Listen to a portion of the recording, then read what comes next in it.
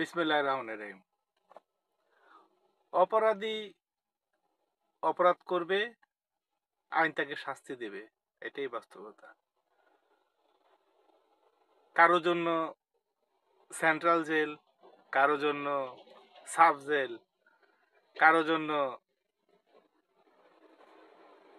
Safe house, এগুলা জনগণ বোঝে না।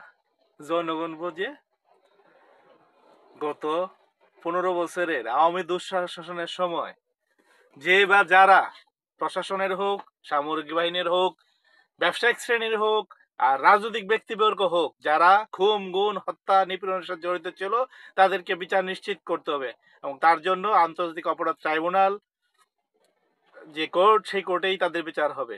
তাদেরকে কোনো অন্য কোনো আদালত বা অন্য কোনো মাধ্যমে বিচার করার কোনো সুযোগ নাই।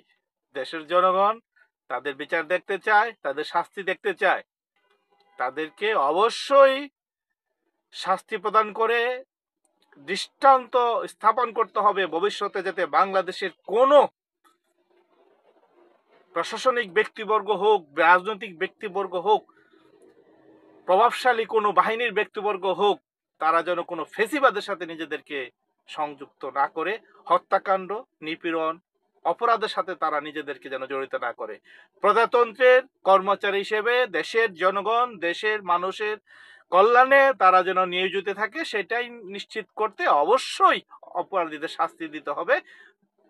যদি তারা বেসামরিক ব্যক্তিত্ব হোক অথবা সামরিক ব্যক্তিত্ব হোক, অপরাধের শাস্তি তাকে পেতেই হবে। ধন্যবাদ সবাইকে।